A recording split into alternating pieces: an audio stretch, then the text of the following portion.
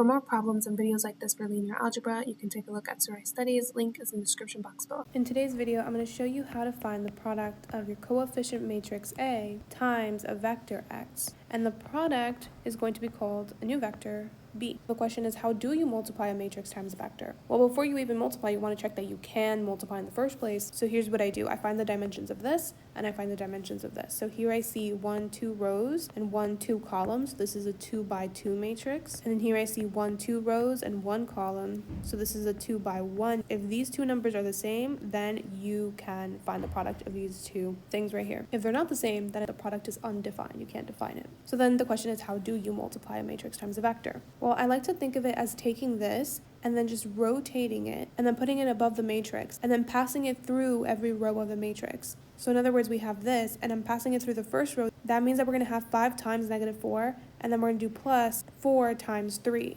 And then I'm going to move on to the second row and I'm going to do 2 times -4 and then -1 times 3. So that's what I envision in my head. But on paper, as soon as I see this, the first value, I'm just going to put it on top here, meaning these numbers are going to be multiplied to this. The second value, I'm going to put it on top here, meaning these values are going to be multiplied by that. So you're going to do one big matrix and you're just going to write these values here. So 5, 2, and then plus, 4, -1. And because these values are going to be multiplied by -4, then that's exactly what's going to happen. And then these values are being multiplied by 3, so that's exactly what's going to happen. This becomes -20, this is 12, this is -8, this is -3. -8 plus -3, that's -11. -20 plus 12, that's -8. So this is the product of a matrix A times a vector x. So this is what we call our vector B. Now let's try this one. Again, before we try multiplying, make sure you can multiply in the first place. So write down the dimensions. Here I have 1, 2, 3 by 1 matrix. And then here I have 1, 2 times 1 vector. By the way, I hope you understand that a vector is a matrix. It's just either one column or one row.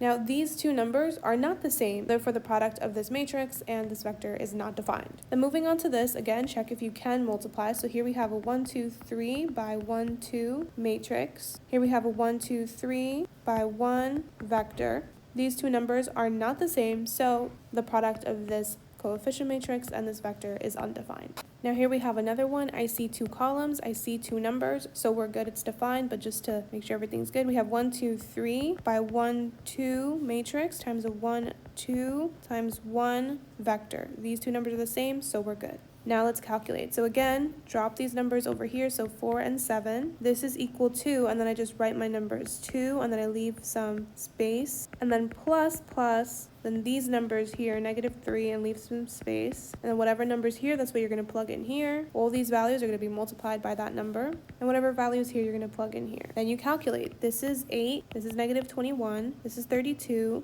This is 0. This is -20. This is 14. 8 minus 21, that's -13. 32 plus 0, that's 32. -20 plus 14, that's -6. So we have that this is the product of multiplying a coefficient matrix and this vector right here. And that's it for this video. I'll see you in the next.